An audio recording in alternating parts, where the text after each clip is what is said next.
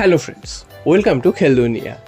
আনোয়ার আলীর কেসে কিন্তু আবার নয়া মোড়। সকালেই তোমাদের জানিয়েছিলাম যে আনোয়ার আলীর কেসে কিন্তু মোহনবাগানকে পিএসসি থেকে এনওসি দিয়ে দিতে বলা হয়েছে এবং মোহনবাগানও নাকি রাজি হয়ে গেছে সেই এনওসি দিতে, তবে তার এগেনস্টে কম্পেনসেশন নেবে। তবে এখন কিন্তু নতুন কিছু শোনা যাচ্ছে, সেটা হচ্ছে মার্কাস মার্গুলো জানিয়েছেন যে এরপর কিন্তু মোহনবাগান এই যে অর্ডারটা দেওয়া হয়েছিল এটাতে কিন্তু মোহনবাগান খুশি হয়নি এবং মোহনবাগান কিন্তু এটাকে হোল্ড করে দিতে চেয়েছিল।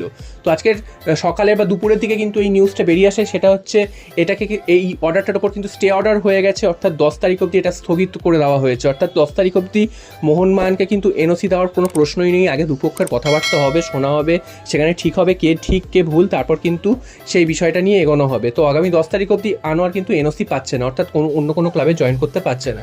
হ্যাঁ, আগামী 10 তারিখের পর এনওসি হয়তো মোহনবাগান দিয়ে দেবে, তবে তার বদলে একটা কম্পেনসেশন দিতে হবে আনোয়ারকে দিতে হবে না। অ্যাকচুয়ালি আনোয়ারের উপর মোহনবাগানের কোনো রাগ নেই, সেটা কিন্তু জানা যাচ্ছে।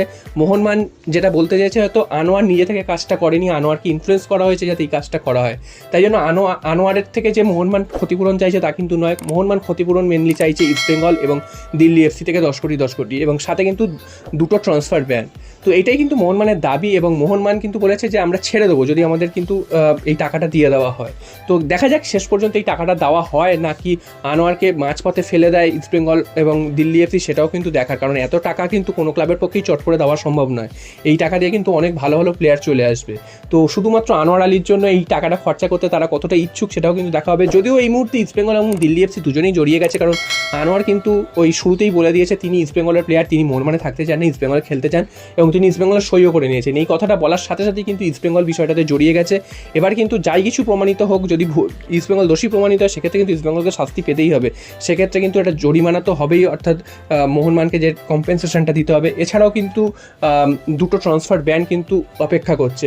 তো সেটা হয়তো পরে টাকা পয়সা দিয়ে হয়তো সেই ট্রান্সফার ব্যানটা কাটিয়ে নিতে পারবে, তবে একটা বড় কিন্তু ক্ষতি হবে দুটো ক্লাবের, সেটা কিন্তু বোঝাই যাচ্ছে। এবং মোহনবাগান যে জায়গায় রয়েছে, সমস্ত কিছু বিচার করে যদি দেখা যায় সেক্ষেত্রে মোহনবাগান কিন্তু অ্যাডভান্টেজ জায়গায় রয়েছে এবং মোহনবাগান যেটা বলছে সেটা কিন্তু খুবই বৈধ এবং তার কিন্তু ভ্যালিড প্রমাণও রয়েছে। তো এখানে কেউ রাগারাগি করেও লাভ নেই বা অন্য কোনো কথা বলেও লাভ নেই।